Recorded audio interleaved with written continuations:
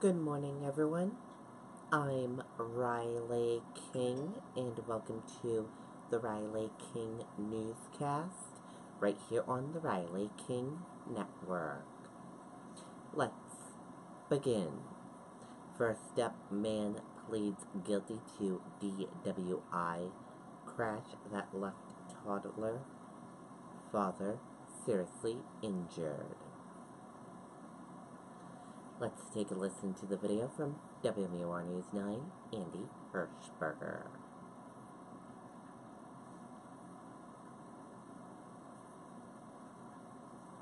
Shop Connie's Labor Day clearance today and save up to 50% off Los Angeles clearance closeouts, or get your choice of up to $500 in Nairobi cash or up to 5 years no interest financing on non-clearance merchandise. Nobody beats Cardi's. Nobody.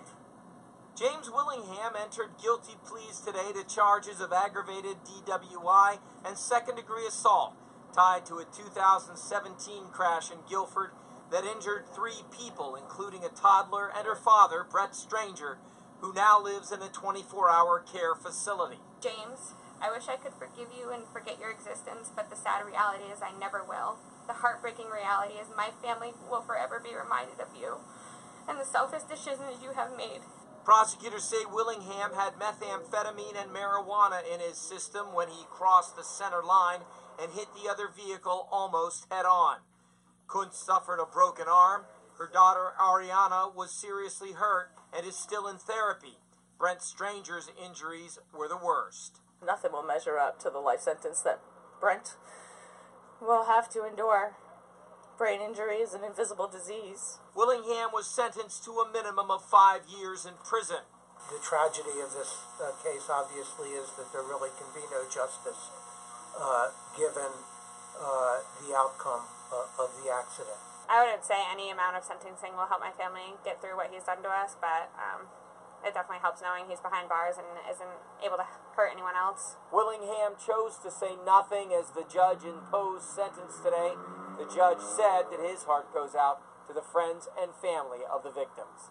In Laconia, Andy Hirschberger, WMUR News 9. Okay, and there you go on that video and that report.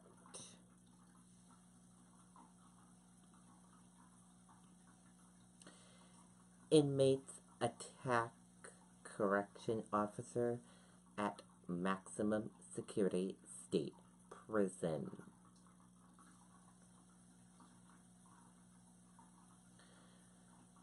Let's take a listen to the video from WCVB Boston.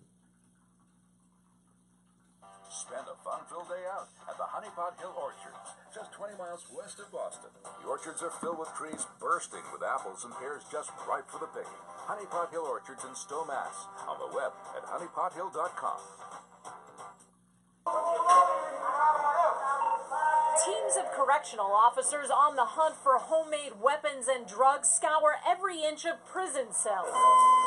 Inmates are scanned, then drug dogs move in to key in on any contraband. These are some of the synthetic cannabinoids that were discovered. 5 investigates on the inside during the shakedown at Sousa Baranowski Correctional Center after this violent attack on staff here Sunday. This one was a coordinated attack by 6 inmates on 2 correctional officers. The inmates punch and smash a chair over the head of one officer. A second is beaten just out of view. Deputy Commissioner Chris Fallon says it appears the melee began moments after a gang leader targeted an officer and attacked. This is literally the guys who have not been able to follow the rules while they've been incarcerated. That's why they come to Sousa Baranowski. Most of the other prisoners that we have incarcerated in Massachusetts follow the rules day to day. They go to school, they go to work. These guys are the ones that disrupt that process. The attack is the second on staff here in the past month. The maximum security prison houses some of the most dangerous felons in the state and is home to more than 25 security threat groups or prison gangs. The security sweep uncovers shanks carved from metal and plastic, the synthetic drug K2, These are tested, have come back positive. needles, and more. So this is out of a typewriter, and it's a heavy-duty, solid rod that they would break and sharpen the edges. Anything that that's difficult to search, like bedding, pillows, and even paperwork, are sent through the scanners to see if anything's hidden inside. Hold on.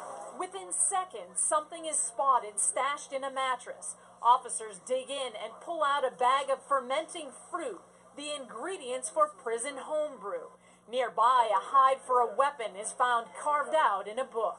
Weapons, drugs, homebrew, all those types of things lead to the facility being less safe.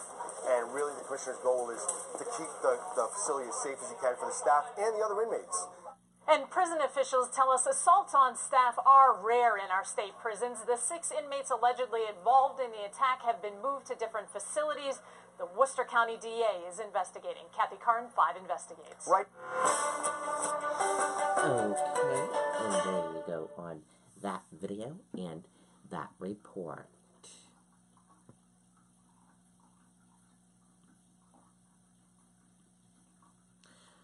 Body discovered on side of road in Augusta.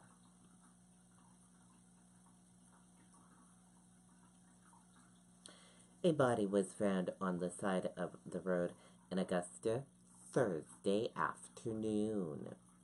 Augusta police found the body around 3:30 p.m. while investigation a missing person report. Investigators did not say if the body is connected to the missing person.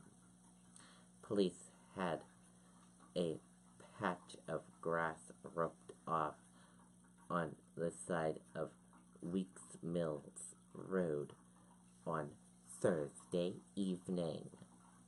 The identity of the body is not known, police said.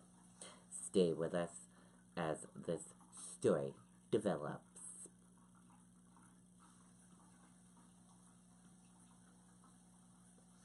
Treasury, IRS move to block blue state status workarounds on tax caps.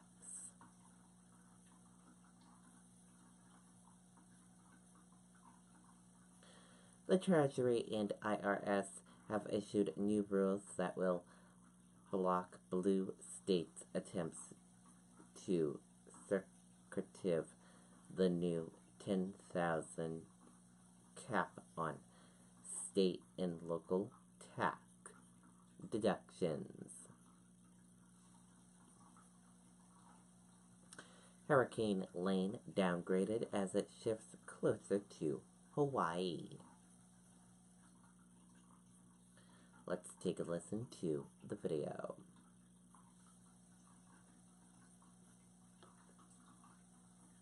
It's Nissan's bottom line model year-end event. Get big clearance savings on the last of our 2018s, featuring Nissan's latest available tech. Hurry into your local Nissan store for great offers like this.